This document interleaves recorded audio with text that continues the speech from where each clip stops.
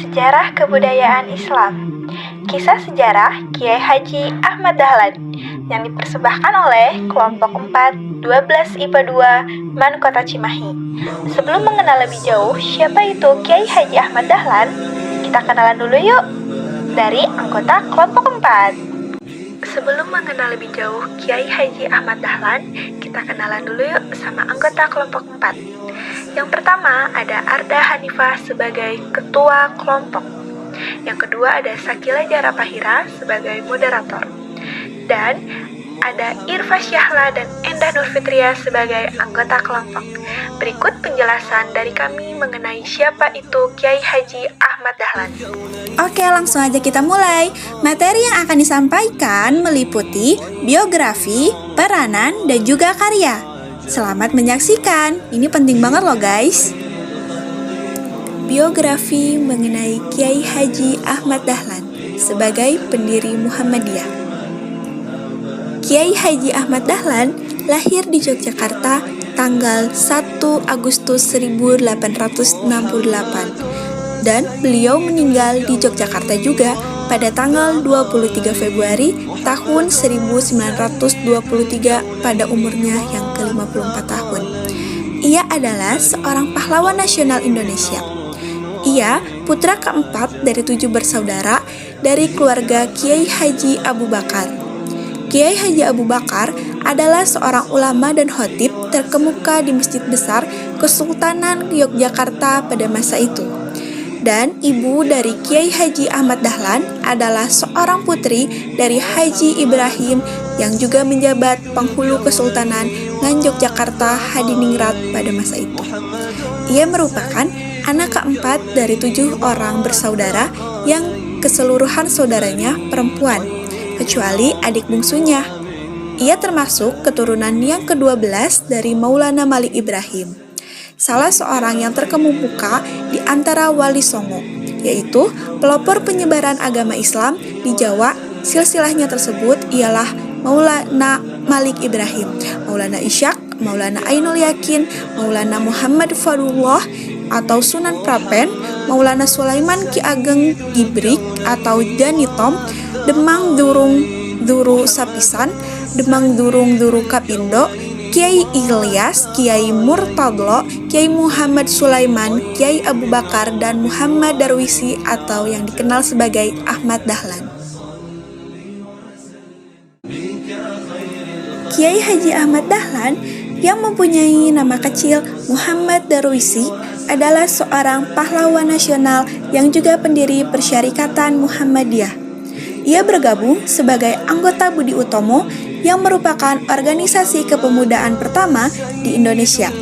Ia adalah sosok pemuda pembaharu yang sangat mengedepankan idealisme dalam hidupnya, terutama dalam bidang pendidikan. Di samping aktif dalam menggulirkan gagasannya tentang gerakan dakwah Muhammadiyah, ia juga dikenal sebagai seorang wirausahawan yang cukup dikenal berhasil dengan berdagang batik, yang saat itu merupakan profesi wira swasta yang cukup mengejala di masyarakat. Sebagai seorang yang aktif dalam kegiatan bermasyarakat dan mempunyai gagasan-gagasan cemerlang, Dahlan juga dengan mudah diterima dan dihormati di tengah kalangan masyarakat loh. Sehingga ia juga dengan cepat mendapatkan tempat di organisasi Jamiatul Khair Budi Utomo, Syarikat Islam, dan Komite Pembela Kanjeng Nabi Muhammad SAW. Pada tahun 1912, Ahmad Dahlan mendirikan organisasi Muhammadiyah untuk melaksanakan cita-cita pembaruan Islam di bumi Nusantara. Ahmad Dahlan ingin mengadakan suatu pembaruan dalam cara berpikir dan beramal menurut tuntunan agama Islam. Ia ingin mengajak umat Islam Indonesia untuk kembali hidup menurut tuntunan Al-Quran dan Al-Hadis. Perkumpulan ini berdiri bertepatan pada tanggal 18 November 1912, dan sejak awal, Dahlan telah menetapkan bahwa Muhammadiyah bukan organisasi politik, tetapi bersifat sosial dan bergerak di bidang pendidikan. Gagasan pendirian Muhammadiyah oleh Ahmad Dahlan ini juga mendapatkan banyak resistensi, baik dari keluarga maupun dari masyarakat sekitarnya. Berbagai fitnahan, tuduhan, dan hasutan datang bertubi-tubi kepadanya. Ia dituduh hendak mendirikan agama baru yang menyalahi agama Islam. Ada juga yang menuduhnya sebagai kiai palsu karena sudah meniru-niru bangsa Belanda yang Kristen.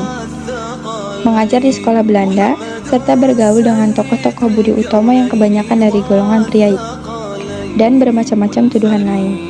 Saat itu, Ahmad Dahlan sempat mengajar agama Islam di sekolah Osvia Magelang yang merupakan sekolah khusus Belanda untuk anak-anak priai. Bahkan ada pula orang yang hendak membunuhnya. Namun, ia berteguh hati untuk melanjutkan cita-citanya dan perjuangan pembaruan Islam di tanah air untuk bisa mengatasi semua rintangan tersebut. Pada tanggal 20 Desember 1912, Ahmad Dahlan mengajukan permohonan kepada pemerintah Hindia Belanda untuk mendapatkan badan hukum. Permohonan itu baru dilakukan pada tahun 1914 dengan surat ketetapan pemerintahan nomor 81 tanggal 22 Agustus 1914. Izin itu hanya berlaku untuk daerah Yogyakarta dan organisasi ini hanya boleh bergerak di daerah Yogyakarta. Dari pemerintah Hindia Belanda timbul kekhawatiran akan perkembangan organisasi ini. Maka dari itu, kegiatannya dibatasi. Walaupun Muhammadiyah dibatasi, tetapi di daerah lain seperti Serandakan, Monosari, Mogiri, dan lain-lain telah berdiri cabang Muhammadiyah. Hal ini jelas bertentangan dengan keinginan pemerintahan Hindia Belanda. Untuk mengatasinya, maka Kiai Haji Ahmad Dahlan menyiasatinya dengan mengajukan agar cabang Muhammadiyah di luar Yogyakarta memakai nama lain. Misalnya, Nurul Islam di Pekalongan, Al-Munir di Ujung Padang, Al-Madiyah di Garut, sedangkan di Solo berdiri Perkumpulan Sidik Amanah Tablik Patonah atau disingkat dengan singkatan SATP yang mendapat pimpinan dari cabang Muhammadiyah. Bahkan dalam kota Yogyakarta sendiri ia mengajukan adanya jamaah dan perkumpulan untuk mengadakan pengajian dan menjalankan kepentingan Islam. Gagasan pembaharuan Muhammadiyah disebarluaskan oleh Ahmad Dahlan dengan mengadakan tablik ke berbagai kota. Di samping itu juga melalui relasi-relasi dagang yang dimilikinya. Gagasan ini ternyata mendapatkan sambutan yang besar dari masyarakat di berbagai kota di Indonesia. Ulama-ulama dari berbagai daerah lain berdatangan kepadanya untuk menyatakan dukungan terhadap Muhammadiyah. Muhammadiyah makin lama makin berkembang, hampir di seluruh Indonesia. Oleh karena itu, pada tanggal 7 Mei 1921, Dahlan mengajukan permohonan kepada pemerintahan Hindia Belanda untuk mendirikan cabang-cabang Muhammadiyah di seluruh Indonesia. Permohonan ini pun dikabulkan oleh pemerintahan Hindia Belanda pada tanggal 2 September 1921. Pahlawan nasional atas jasa-jasa Kiai Haji Ahmad Dahlan dalam membangkitkan kesadaran bangsa Indonesia melalui pembaharuan Islam dan pendidikan, maka pemerintah Republik Indonesia menetapkan sebagai pahlawan nasional dengan surat keputusan Presiden nomor 657 tahun 1961. Dasar-dasar penetapan itu ialah sebagai berikut. Kiai Haji Ahmad Dahlan telah mempelopori kebangkitan umat Islam untuk menyadari nasibnya sebagai bangsa terjajah yang masih harus belajar dan berbuat. Dengan organisasi Muhammadiyah yang didirikannya telah banyak memberikan ajaran Islam yang murni kepada bangsanya, ajaran yang menuntut kemajuan, kecerdasan, dan beramal bagi masyarakat dan umat dengan dasar iman dan Islam. Dengan organisasinya, Muhammadiyah telah mempelopori amal usaha sosial yang pendidikan yang amat diperlukan bagi kebangkitan dan kemajuan bangsa. dengan jiwa ajaran Islam dan dengan organisasinya. Muhammadiyah sebagian wanita biasa disebut sebagai Aisyah telah mempelopori kebangkitan wanita Indonesia untuk mengecap pendidikan dan berfungsi sosial setingkat dengan kaum pria. Karya dari seorang Kiai Haji Ahmad Dahlan adalah Kitab Fikih Muhammadiyah. Beliau menulis kitab ini setelah sekian lama mendalami ilmu agama di tanah suci Makkah dan menunaikan ibadah haji. Untuk lebih detailnya, kami memiliki sebuah video singkat tentang kehidupan Kiai Haji Ahmad Dahlan. Berikut cuplikannya.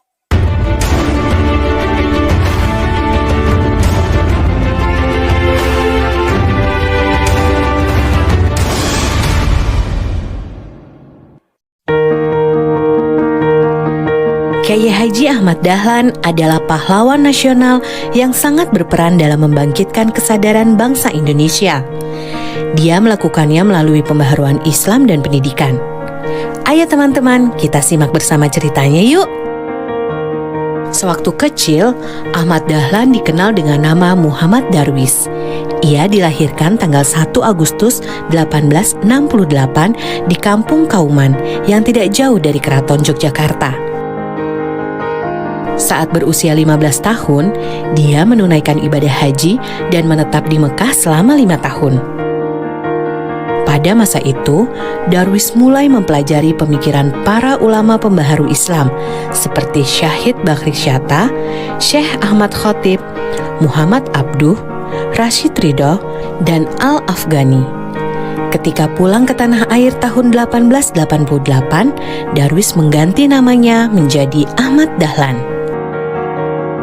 Tahun 1903, Dahlan kembali lagi ke Tanah Suci dengan mengajak putranya Muhammad Siraj yang berusia 6 tahun. Periode keduanya di Tanah Suci ini semakin menanamkan ide-ide pembaharuan dalam diri Dahlan. Sekembalinya ke Jogja tahun 1906, Dahlan mulai menerapkan ide-ide pembaharuannya.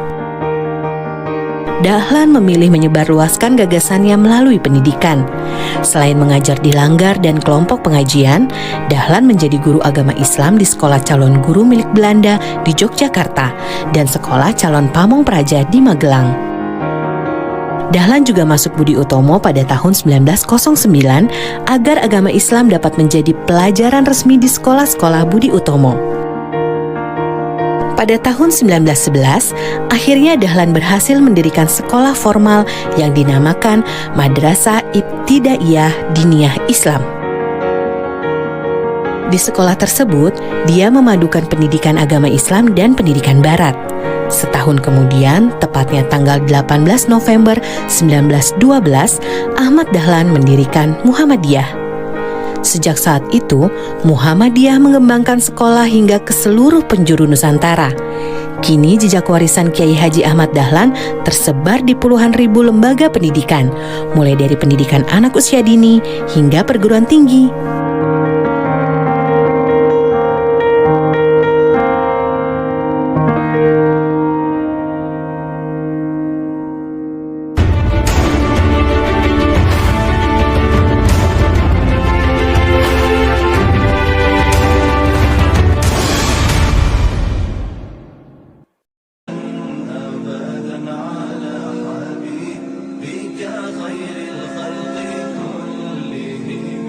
محمد سيد الكونين والثقلين محمد سيد الكونين والثقلين والفريق